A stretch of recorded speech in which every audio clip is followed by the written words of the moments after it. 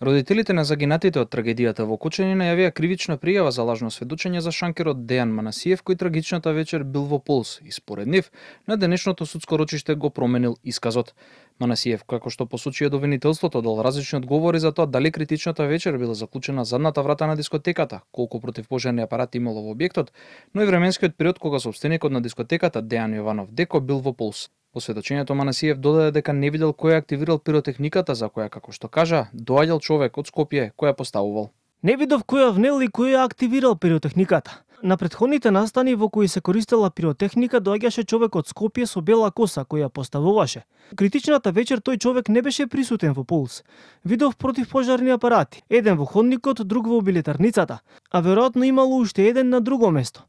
Не можам да се сетам дали имало хидранти за гаснење пожар во и пред објектот, но имаше план за евакуација кој беше поставен во малиот ходник меѓу големата влезна врата и каубојските врати, низ кои се влегуваше во кабарето. Но мајката на еден од загинатите вели дека ваквото сведоштво е спротивно на тоа што им го кажувал во личната комуникација со нив и изјавата која дал во обвинителството.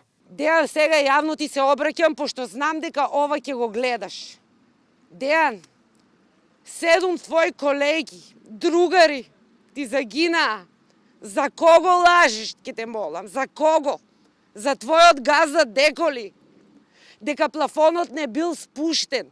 100 сведоци кажаа дека е спуштен, дека тој плафон со сунгер во кој што имало цианидни примеси се причина нашите деца да бидат отровени. На почетокот на рочиштето адвокатот Петре Шилегов повара обвинителството сериозно да го приспита својот став и да повлече дел од обвиненијата. Како аргумент се повика на одлуката на обвинителството за гонење на организиран криминал и корупција, но и на фактот дека постапката за 7 полициски службеници е запрена. Според Шилегов, околностите поради кои постапката е стопирана за нив се совпаѓаат и со случајот на останатите обвинети, поради што, како што рече, треба да се повлече обвинението и за нив. Го потврдува и ОЈОГ Скопје, обвинителството за гонење на организиран криминал, дека на дел од полициските службеници кои што биле под истрага не може да се стави на товар ова кривично дело, бидејќи тоа бара непосредно извршување, а они не биле во немале законска можност да вршат инспекциски надзор. Истото се однесува, пак ќе повторам, и за делот обвинетите, секако за клиентот кој што јас го бранам. Непосредно човекот го нема предизвикано пожарот, правиме муавет за административни работници. Сепак јавниот обвинител истакна дека на обвинетите им се суди по предмет кој е одобрен и веќе се наоѓа во судска постапка.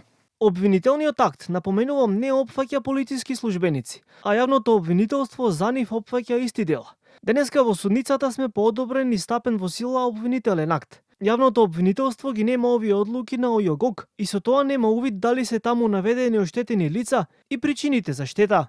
Пред судот сведочеа уште двајца сведоци кои вечерта биле во Пулс, од кои едниот, Петар Марковски, посочи дека лично видел како се запалил сунгерот на плафонот и дека во објектот со години се користела пиротехника.